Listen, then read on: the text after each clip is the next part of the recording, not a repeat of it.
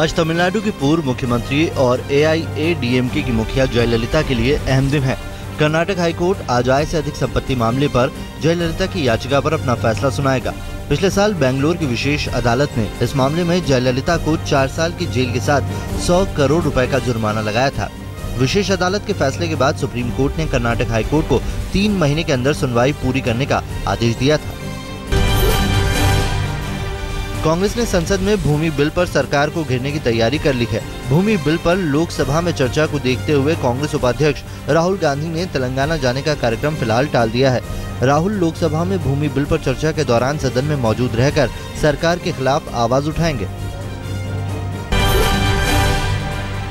प्रधानमंत्री नरेंद्र मोदी आज GST और कालेधन को लेकर कैबिनेट के वरिष्ठ सहयोगियों के साथ बैठक करने वाले हैं। माना जा रहा है कि इस बैठक में सरकार विपक्ष के हमले का जवाब देने की रणनीति बनाएगी। केंद्रीय गृह मंत्री राजनाथ सिंह ने कहा है कि राज्यसभा में बहुमत नहीं होने के कारण उनकी सरकार राम मंदिर के निर्माण के लिए कानून बनाने में असमर्थ है। एक कार्यक्रम में शामिल होने अयोध्या पहुंचे राजनाथ सिंह ने पत्रकारों से कहा कि राज्यसभा में बहुमत की कमी के कारण उनकी सरकार विवश है। आपको मालूम है कि कहीं भी हमारा अभी राज्यसभा वगैरह में कोई बहुमत नहीं है। राज्यसभा में बहुमत होगा तो बहुमत लाएंगे। अब क्या होगा, काल्पनिक प्रश्नों का उत्तर नहीं दिया करता है। दिल्ली की केजरीवाल सरकार ने मीडिया के खिलाफ तालिबानी फरमान जारी किया है। आम आदमी पार्टी की सरकार ने सर्कुलर जारी कर कहा कि वो मीडिया के उन लोगों के खिलाफ FIR दर्ज कराएगी जो केजरीवाल सरकार को बदनाम करने की कोशिश करेंगे। केजरीवाल सरकार के सर्कुलर को लेकर जब दिल्ली में आम आदमी पार्टी के संयोजक दिलीप पांडे से सवाल किया गया तो वो जानकारी नहीं होने की बात कहकर चलते बने। केजरीवाल सरकार की ओर से मीडिया पर लगाम लगाने से जुड़े सर्कुलर को लेकर बीजेपी और कांग्रेस ने आम आदमी पार्टी की जमकर आलोचना की। बीजेपी ने केजरीवाल सरकार को लोकतंत्र विरोधी करार दिया। उधर कांग्रेस ने भी केजरीवाल पर जमकर निशाना साधा है। इस तरह के सर्कुलर निकालना इसकी आवश्यकता क्या है? सर्कुलर तो ये कानून तो पहले से ही है। मीडिया को एथिक्स भी मालूम है, मीडिया को अपने डूज एंड डोंट्स भी मालूम है। सर्कुलर निकाल करके आप एक तरीके की दहशत पैदा करना चाहते हैं। पूरा का पूरा एक बहुत बड़ा जो है ये एक हमारे लोकतंत्र के ऊपर एक हमला है। ना केवल मीडिया के ऊपर बल्कि ये साधारण लोगों के ऊपर, आम लोगों के ऊपर, उनके बोलने की स्वतंत्रता के ऊपर हमला है। आज राजधानी दिल्ली के लोगों को भारी मुसीबत झेलनी पड़ सकती है। रविवार को मुंडका में रोड रेज में DTC चालक की हत्या के खिलाफ आज DTC चालकों ने हड़ताल का ऐलान किया है। पुलिस ने हत्या के आरोपी युवक को गिरफ्तार कर लिया है, लेकिन हत्या को लेकर DTC चालक अब भी गुस्से में है। कल DTC के ड्राइवरों ने दिल्ली के परिवहन मंत्री गोपाल राय का घेराव भी किया था। दिल्ली के परिवहन मंत्री मृतक ड्राइवर के परिवार को 5 लाख के मुआवजे का ऐलान कर चुके हैं, लेकिन DTC के चालकों की नाराजगी बरकरार है। अभी हमने फैसला किया है कि उसके परिवार का व्यक्ति जिस काम के योग्य होगा उसको सरकार नौकरी पर रखेगी। तीसरा, जो उनको फंड जो होते हैं उनको मिलने में जो दिक्कत होती है उसके लिए हमने अधिकारियों को नियुक्त किया है कि जो इसके साथ एक क्लियरेंस को पूरा कराएंगे और जल्द से जल्द उसका अमाउंट उनको मिल सके।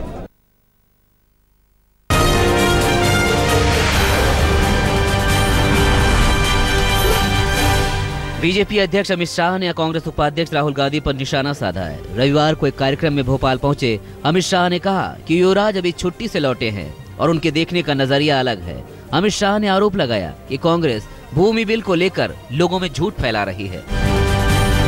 कांग्रेस के लोग आरोप लगाते हैं कि भूमि अधिग्रहण बिल के द्वारा किसानों की जमीन बड़े बड़े औद्योगिक घरानों को मिल जाए।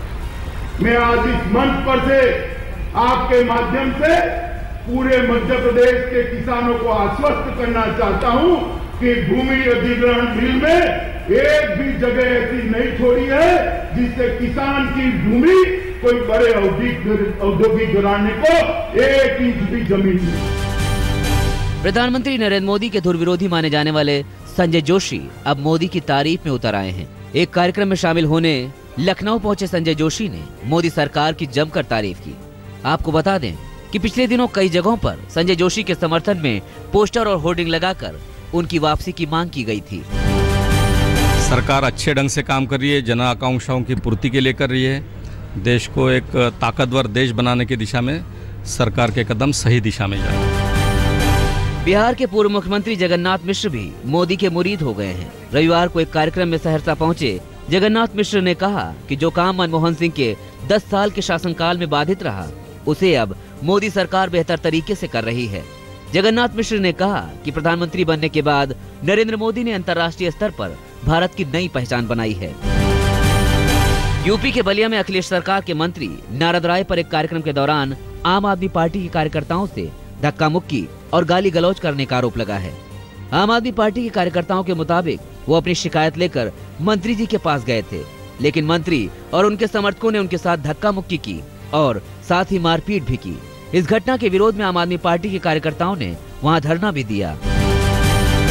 केरल में कांग्रेस की अगुवाई वाली यूडीएफ सरकार में एकमात्र महिला मंत्री पीके जयलक्ष्मी रविवार को एक किसान के साथ शादी की डोर में बंध गईं।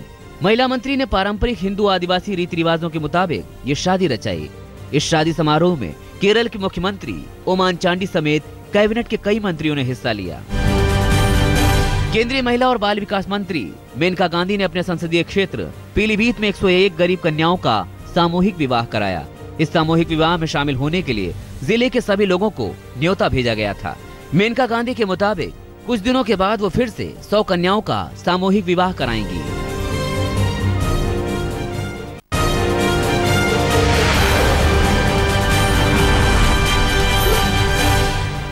राजस्थान के सिरोही में दर्दनाक सड़क हादसे में 6 लोगों की मौत हो गई, जबकि 25 लोग घायल हो गए।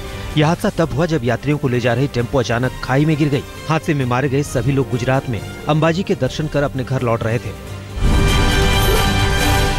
उत्तराखंड के टिहरी में सड़क हादसे में 3 लोगों की मौत हो गई। यह हादसा तब हुआ जब एक जीप 300 मीटर गहरी खाई में जा गिरी। हादसे में गंभीर रूप से घायल 5 लोगों को इलाज के लिए अस्पताल में भर्ती कराया गया है। रविवार को ऋषिकेश में गंगा में डूबी यूपी के श्रम मंत्री शाहिद मंजूर की बेटी आबिदा का अब तक कोई पता नहीं चला है। मेरठ में पढ़ाई कर रही 24 साल की आबिदा अपने दोस्तों के साथ रिवर राफ्टिंग के लिए ऋषिकेश गई थी।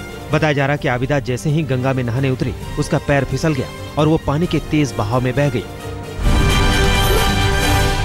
झारखंड के गिरिडीह में पुलिस ने कुख्यात नक्सल चूना मरांडी उर्फ बिरबल मांझी को पकड़ने का दावा किया है। पुलिस के मुताबिक गिरफ्तार नक्सली छोटा नागपुर जोन का जोनल सदस्य है और उसके खिलाफ हत्या के कई मामले दर्ज हैं। गिरिडीह के एसपी के मुताबिक सीआरपीएफ और पुलिस की संयुक्त छापेमारी के दौरान जूना मारांडी को पकड़ने में कामयाबी मिली। गाजियाबाद पुलिस ने फिरौती के लिए अगवा किए गए 4 साल के मासूम को बदमाशों के चंगुल से आजाद करा लिया। पुलिस के मुताबिक बच्चे को 5 दिन पहले उसके घर के पास से अगवा कर लिया गया था और उसकी रिहाई के लिए अपहरणकर्ता 14 लाख रुपए की मांग कर रहे थे। गुड़गांव में पुलिस ने कुएं से 1 करोड़ 33 लाख रुपए बरामद किए हैं, जो एटीएम मशीन से चुराए गए थे। पुलिस ने इस मामले में एक शख्स को गिरफ्तार भी किया है, लेकिन इस घटना का मास्टरमाइंड अब भी फरार है। पुलिस के मुताबिक एटीएम से पैसा चुराने वाले लोग एक कंपनी में काम करते थे, जिसका काम एटीएम मशीनों में कैश पहुंचाना होता था। हरियाणा के यमुनानगर में चोरों ने एटीएम मशीन को लेकर भागने की कोशिश की, लेकिन वो कामयाब नहीं हो सके। बताया जा रहा कि जब चोर गैस कटर से एटीएम मशीन को काट रहे थे, उसी दौरान धुएं से सिक्योरिटी अलार्म बज गया और फिर पकड़े जाने के डर से चोर मशीन छोड़ वहां से फरार हो गए। ये पूरी वारदात सीसीटीवी में कैद हो गई।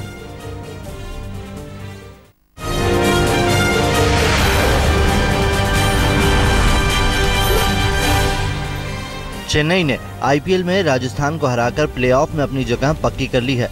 कल चेन्नई में हुए मुकाबले में धोनी की सेना ने राजस्थान रॉयल्स को 12 रनों से मात दी। राजस्थान पर जीत दर्ज करने के बाद चेन्नई अंक तालिका में 16 अंकों के साथ पहले नंबर पर पहुंच गई। चेन्नई ने पहले बल्लेबाजी करते हुए राजस्थान के सामने 158 रनों का लक्ष्य रखा था, लेकिन राजस्थान रॉयल्स की टीम 9 विकेट खोकर 145 रन ही बना सकी। चेन्नई की जीत के हीरो रहे रविंद्र जडेजा, जिन्होंने फिरकी का कमाल दिखाते हुए 4 ओवर में सिर्फ 11 रन खर्च कर 4 विकेट चटकाए। चेन्नई की ओर से मैकलम ने तूफानी बल्लेबाजी की। मैकलम ने 61 गेंदों पर 7 चौके और 4 छक्कों की मदद से 81 रन बनाए। राजस्थान की ओर से शेन वॉटसन ने सबसे ज्यादा 28 रन और आंजिंक्य रहाणे ने 23 रन बनाए। आईपीएल के दूसरे मुकाबले में बेंगलोर ने डिविलियर्स की धुआंधार बल्लेबाजी की बदौलत मुंबई को 39 रनों से हरा दिया। बेंगलोर ने डिविलियर्स की तूफानी शतक की बदौलत 1 विकेट खोकर 235 रन बनाए। मुंबई की टीम जवाब में 7 विकेट खोकर 196 रन ही बना सकी। क्रिस गेल का विकेट खोने के बाद बल्लेबाजी करने उतरे डिविलियर्स ने मुंबई के गेंदबाजों की जमकर खबर ली। डिविलियर्स ने सिर्फ 47 गेंदों पर अपना शतक पूरा कर लिया और 59 गेंद पर 133 रन बनाकर अंत तक नाबाद रहे। डिविलियर्स ने कप्तान विराट कोहली के साथ मिलकर दूसरे विकेट के लिए 215 रनों की रिकॉर्ड साझेदारी भी की। विराट कोहली भी 50 गेंदों पर 82 रन बनाकर नाबाद रहे। मुंबई इंडियंस की ओर से लैंडल सीमंस ने सबसे ज्यादा 68 रन बनाए, जबकि पोलार्ड ने 49 रनों की पारी खेली। इस हार के साथ ही मुंबई इंडियंस की टीम अब अंक तालिका में छठे पायदान पर खिसक गई है। मुंबई इंडियंस को प्लेऑफ में पहुंचने की संभावना बनाए रखने के लिए उसे बाकी के अपने दोनों लीग मैच जीतने होंगे। आज आईपीएल में सनराइजर्स हैदराबाद की टीम अपने घर में पंजाब से भिड़ेगी। दोनों टीमों के बीच मुकाबला रात 8 बजे शुरू होगा। हैदराबाद की टीम 12 अंकों के साथ अंक तालिका में 5वें नंबर पर है। पंजाब 4 अंक के साथ अंक तालिका में सबसे निचले पायदान पर है। लंबे अरसे बाद भारत और पाकिस्तान के बीच दोबारा द्विपक्षीय क्रिकेट सीरीज खेली जाएगी। रविवार को कोलकाता में बीसीसीआई अध्यक्ष जगमोहन डालमिया से मुलाकात के बाद पीसीबी के चेयरमैन शहरयार खान ने कहा कि उनका देश सितंबर में यूएई में सीरीज की मेजबानी के लिए तैयार है। इस सीरीज में दोनों टीमों के बीच 3 टेस्ट, 5 वनडे और 2 T20 मैच खेले जाएंगे। 6-7 महीने हैं, ये बात अग्री हो गई है, इसकी तैयारियां भी शुरू हो गई हैं और यूएई इज रेडी। अब बस सिर्फ यही है कि हम आपस में बैठ के छोटी मोटी जो हर्डल्स हैं उनको दूर करें और मिल के आगे बढ़ें। 3 test matches, I think 5 one days, 2 T20। At the moment, we find no problems, and there is no reason why one should consider that there will be the problem. पूर्व क्रिकेटर और बीजेपी सांसद कीर्ति आजाद ने भारत पाक सीरीज का विरोध किया है। कीर्ति आजाद का कहना है कि जब तक 26/11 हमले का मास्टरमाइंड हाफिज सईद गिरफ्तार नहीं होता, तब तक पाकिस्तान के साथ कोई सीरीज नहीं होनी चाहिए।